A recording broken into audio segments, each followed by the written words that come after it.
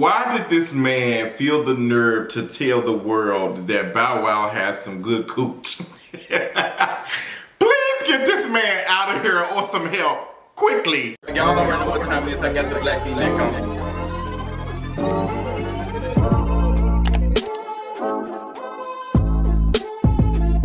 You know how sticky it gets. Welcome to another King of Reads video, girl. I miss you all. Happy Thursday. I hope y'all are enjoying y'all week, girl. It has been an interesting week. So many things have been going on in the last couple of days. So y'all know y'all gonna get two parts of this video because I have a lot to say. From Orlando saying that Bow Wow's cooch is just amazing, to Cardi B in the shade room, Christian Walker and Kalani, to all of the Emmy nominations, because it looked like a lot of black and brown folks got some good nominations, but will they win? Find out on the next episode of White Supremacy. But before we get into any of this, let's go ahead and get into this mental health check-in. So I want to take the time because you all know I gave y'all a heavy video not too long ago, and shout out to my friend Justin. I was out to dinner with him yesterday and he was like, I see you getting back into creating content that is a little bit more personal and stuff. I have pulled back and been less personal on YouTube and more personal on Patreon. It just gives me more protection and stuff because oftentimes being vulnerable does put you in a position to be, you know, criticized or being taken in the wrong way, all types of things. So I will be doing more content like that because a lot of you all seem to like it. And I'm glad that you all did because it was very important to me to have a conversation about that. So yes, I really I'm glad that I have a conversation about that because I had no idea recently. I had, just ran across Kid Fury and I just saw that, he had not, they've not posted a new episode of The Read since I think May. And I did some research and I found out on the last episode that Kid Fury shared some very personal things and said that he was going through a lot of mental things. And he had some, some thoughts of, some suicidal thoughts. And I said, wow, this is something I just got through talking about. And I appreciate his vulnerability because that takes a lot for someone who has a big platform like him to just be vulnerable to like a large audience. And I think I want to talk about that even more, being a creator and having to be creative because that is where your income comes from. So if you're not feeling it mentally, you're not going to be able to create. And if you don't create, you're not going to make the money, which causes more anxiety. And Kid Fury even showed just not just that, but for him, he didn't want to fail or he takes his podcast very serious and he wants to make people happy. And I think that's what I got from it, is that he didn't want to fail. For those who listened to the episode of The Read, it was very emotional. It was a lot. It was. I appreciated the vulnerability like a lot. I just cannot stress it anymore. Like I, got teary-eyed listening to it. So I want to send positive energy to Kid Fury and everybody over there at his team and stuff so they can like love on him and get him into the help and care that he needs. And I hope he's been giving that because he is like an icon when it comes to like being a creator, doing this YouTube stuff the way he's doing now. So shout out to him and Crystals for The Read and everything. So I appreciate stuff like that because I think a lot of creators, don't share that side.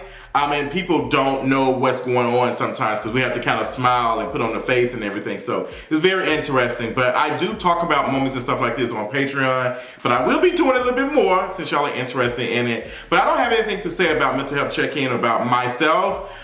This weekend was interesting. I had some fun. I had some interesting things happen. I might talk about it on Patreon, girl. I might not. But I've had a okay week. It's better than last week. This month has been way better for me. I've made a decision, thanks to my guy Pierre from the Freaky Boys, that I don't want to drink any alcohol for the month.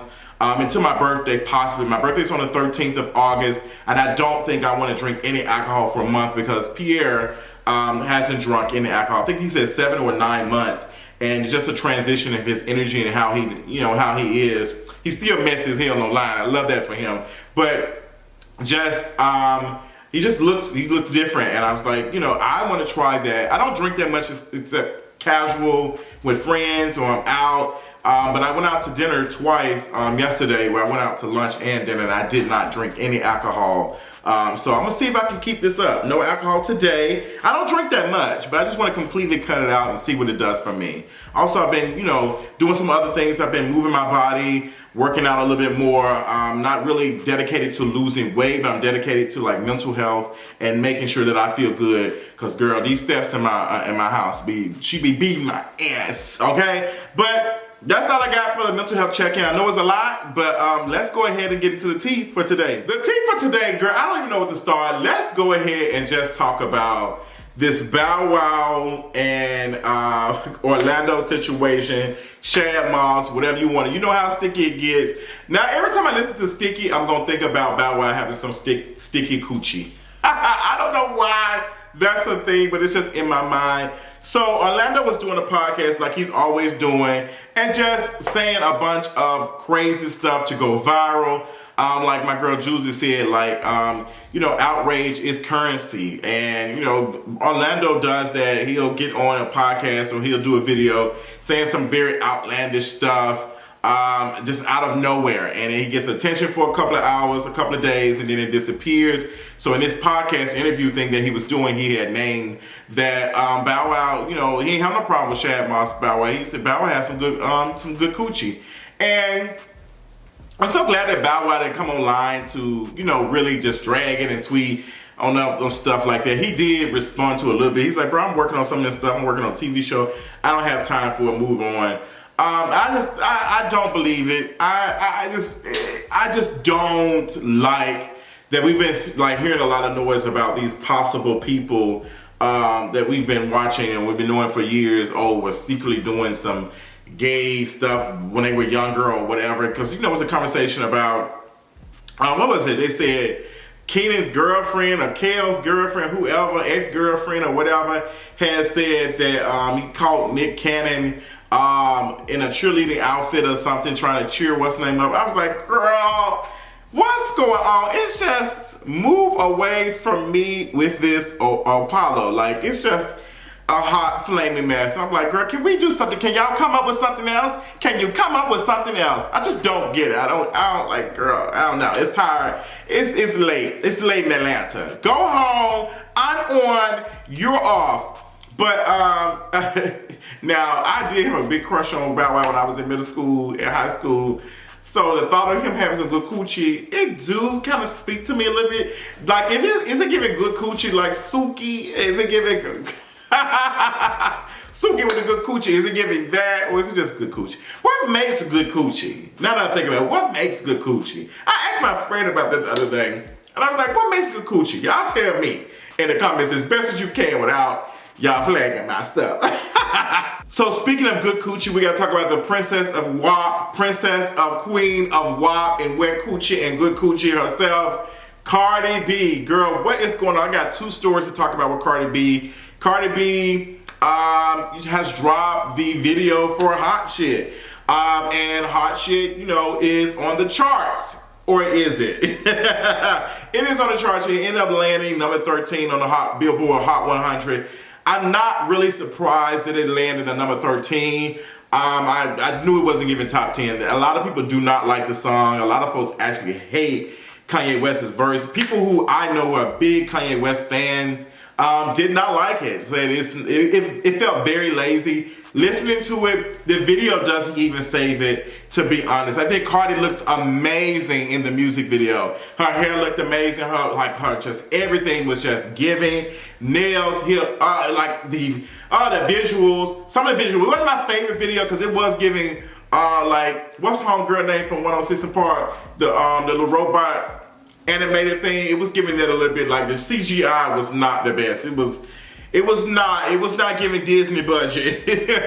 Like, it was okay, but it wasn't all of that. But Cardi looked amazing when it was the fire outfit and all of that and nails. It was serving the looks that I expect from Cardi B. But the song's not doing good. It's not doing that much numbers, but it's actually not doing terrible. It's not doing terrible, but I'm not surprised that it's number 13. And the reason why I have to say it, because the girls will say, well, it's number 13, but yeah, girl, if it was number 1, like she's done so many times, or top 5, y'all would be bragging. So, girl, it's not top 5, it's not top 10, it's number 13. It's not bad, but y'all do be bragging when homegirl do get 1, 2, 3, number 1 single, another number 1 single. So it's like, I'm gonna say that it's not a number 1 single because the song just wasn't good. And I feel like we can be honest and tell like, hey girl, let's go back to the drawing board and figure out what's going on because this song really didn't perform like it should have performed. But it wasn't good. Lil Durk didn't fit it. It's just, I don't know, it was just too much male energy on there for me. I wanted some more feminine energy on there. It was just not. Somebody said Big Lotto would have been good on there.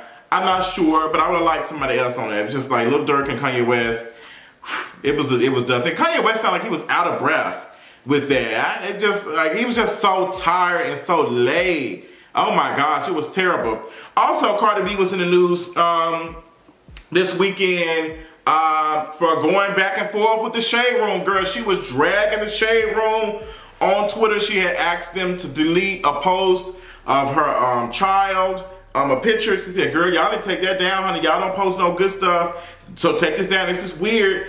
And girl, they said, girl, the Shade Room wasn't backing down. I don't follow the Shade Room. I've been posting on Shade Room a couple of times. I do owe it to them from like some of my following because they posted me back when I had, named the Sheree was selling them damn pictures back in 2015 for $5. Those who know, okay, period. So did I say that right? I probably didn't. But the Shade Room gave me a lot of followers from that, and they posted me again. Neighborhood talk, I think, but I can deal with the neighborhood talk. They do occasionally do some stuff that I'm not really interested in. They be very much baiting homophobia on their page. Shade Room does it really, really bad.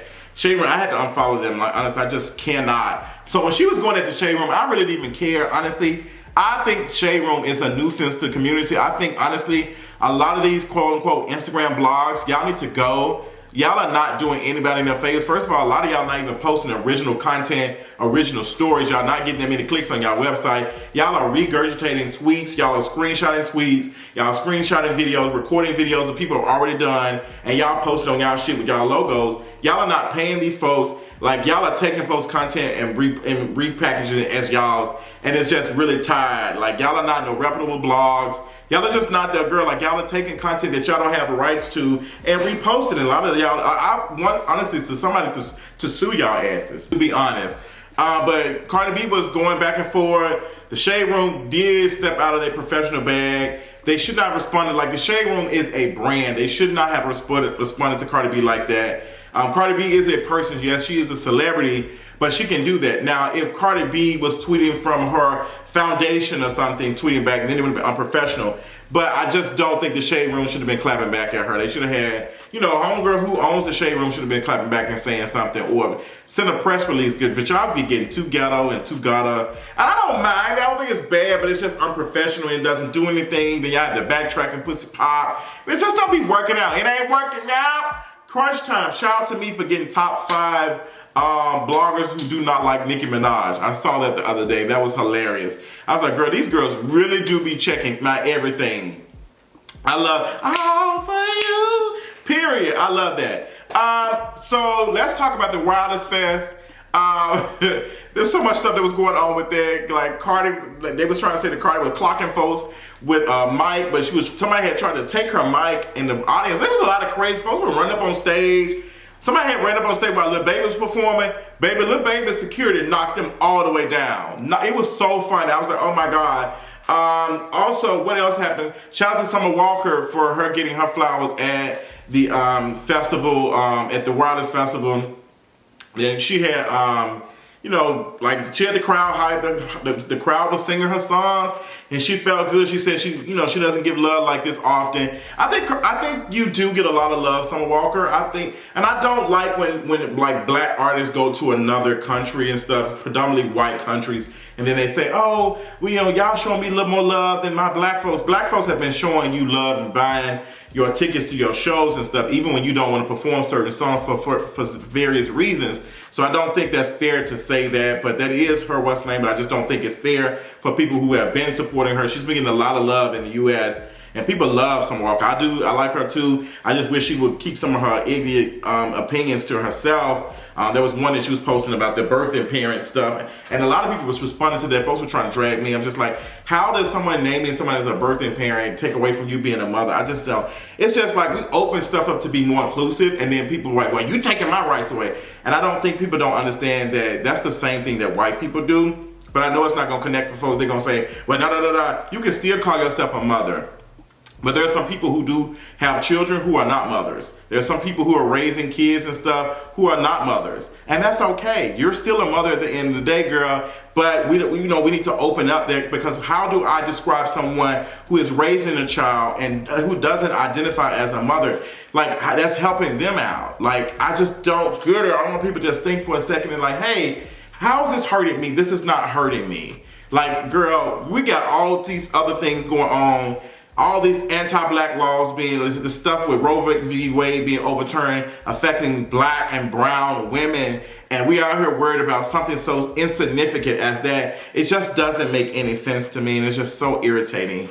I'm probably gonna lose some subscribers for that, but that it is what it is. Moving on, Nicki Minaj. Let's talk about my girl, Nicki Minaj. Hey, Nicki, put it in your kidney. Hey. Nicki redeemed herself with this wireless performance. Really good. She looked good. She was moving around the stage. It looked good. She looked good. She looked good. Girl, I don't know what was going on. That energy should have been given at the Essence Festival. Maybe you was playing around with them because you didn't take them serious. But baby, the Essence Fest performance was a chop. My score's a 4. It was terrible. But this wireless performance ate it up, did the thing, had the crowd going, period. It was giving all of the things. Loved it. Now, Nicki walking around in London or wherever she was at. Where was she at, girl? I don't know where she was. Sri Lanka? I don't have no idea. But Nicki just, I'm gonna be meeting y'all at this pub. Show up. She tells some fans that she gonna be at some pub at a certain time, and all these fans show up, and it's just a mess. It's just a riot. Like, it ain't bad, but you got all these fans, and they're moving around, and one of them tried to get close up on Nicki and try to take a picture, and she said, back. When I tell you I hollered, that video had me crying for about 30 minutes. Like, I could not control myself. It was just so funny because she was like, back. Let me tell you something. Had Nicki popped me like that, I would say, pop, hey girl, what's your issue? Like, what is your issue? I would have been popped. I would have popped her. It would have been not just intentional, like I'm popping Nicki Minaj, but I'm popping somebody who just popped me and pushed me. Like, pop, what's going on, girl? What's the tea? But Nicki, you met up with these fans. You should have known what this was giving. It was like, girl, but Nicki feeds off of that. She loves the fact, she has a little very weird connection to her audience. Like, she really feeds off of that. But I'm glad she was able to have some fun. I'm glad she left that rapist back in the States, because he can't fly nowhere. Girl, he can't go nowhere, girl. He's been found guilty, girl, of not registering himself as a sex offender. So he is on locked up in the house. He's on house arrest for what, the next 2 years, so he can't go nowhere. So maybe he can keep Papa Bear at the house, period, as he should, because he ain't bringing no bread in like Nicki is. So he needs to be the house. He needs to be cooking and cleaning and pussy. Baby, let me stop and Kenneth end up, girl, taking me off the mat. But yeah, Kenneth needs to stay at the house. Kenneth needs to stay at the house, child. He needs to stay at the house. But girl, Nicki, responding to that. Girl, she was a little pressed about that, girl. She posted. She was trying to act like she's not pressed about the girls were dragging it. Flo, the group, the female group, R&B group, Flo, girl, they was doing some Instagram live, and they said, why is she married to a rapist? I screamed. But I also think that she was gonna say that Cardi and Nicki are both married to trash men, but the trash that Cardi is married to ain't out here doing that, stuff to other folks. Like, he's not guilty of that, but he's guilty of some other stuff. But that's it. But girl, this was just part 1 of the video, girl. Check out part 2.